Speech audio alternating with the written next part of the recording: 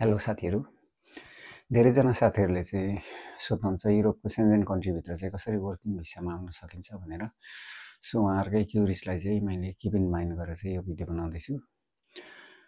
युरोपको Schengen कन्ट्रिजभित्र पर्ने देशहरू जस्तो कि तपाईँहरू चाहिँ माल्टा, क्रोएसिया, चेक रिपब्लिक, बुल्गेरिया, रोमानिया, स्लोभाकिया, यी देशहरूमा चाहिँ तपाईँहरू चाहिँ वर्किङ भिसामा आउन सक्नुहुन्छ। यी देशहरू चाहिँ युरोपको सेन्जेन एरियाभित्र पर्छन् अथवा सेन्जेन कन्ट्रिजहरू हुन्।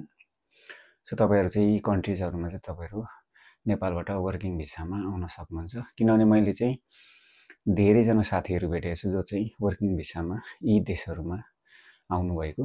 भर्खरै मैले एकजना भाइलाई भेटेको थिएँ, बुल्गेरिया आएको नेपालबाट वर्किङ भिसामा। उसले चाहिँ 9 लाख खर्च भयो दाइ बुल्गेरिया आउनुको लागि भनेर भन्दै थियो। सो ऊ पनि भर्खरै 2 हप्ता जस्तो भएछ बुल्गेरियामा वर्किङ भिसामा आएको। सो यसरी चाहिँ तपाईँहरू चाहिँ युरोपको यी सेन्जेन कन्ट्रिजहरूमा चाहिँ तपाईँहरू चाहिँ वर्किङ भिसामा आउन सक्नुहुन्छ। र तपाईँहरूको चाहिँ फर्दर प्लानहरू जस्तो कि फ्रेन्च फरेन लिजनमा भर्ती देखाउने तपाईँहरूको प्लानिङ छ भने पनि तपाईँहरू चाहिँ यी कन्ट्रीहरूमा आएपछि चाहिँ तपाईँहरू सजिलैसँग फ्रान्स जान सक्नुहुन्छ। त्यस्तै गरेर तपाईँहरू चाहिँ यदि स्पेन जाने सोचमा हुनुहुन्छ भने पनि सेन्जेन कन्ट्रीभित्र आएपछि चाहिँ सेन्जेन एरियाभित्र चाहिँ तपाईँहरूलाई ट्राभल गर्नुको लागि सजिलै हुन्छ। सो तपाईँहरू चाहिँ यी कन्ट्रीहरूमा तपाईँहरू चाहिँ आउन सक्नुहुन्छ।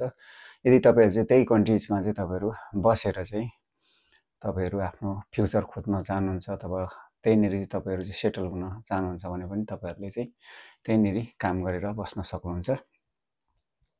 सो यी कन्ट्रिजहरूमा चाहिँ तपाईँहरू कम्पेरिटिभली तपाईँहरू चाहिँ अलिक सजिलैसँगले चाहिँ तपाईँहरू चाहिँ वर्किङ भिसामा जस्तो कि तपाईँहरू चाहिँ साउदी अरेबिया, त्यस्तै गरेर दुबई, मलेसिया, कतार, कुवेत गएको जस्तो गरेर चाहिँ तपाईँहरू चाहिँ अलिक सजिलैसँगले चाहिँ तपाईँहरू चाहिँ यी युरोपको सेन्जेन कन्ट्रिजहरूमा चाहिँ तपाईँहरू वर्किङ भिसामा आउन सक्नुहुन्छ। सो तपाईँहरूलाई चाहिँ यही इन्फर्मेसन दिनु थियो। Thank you so much.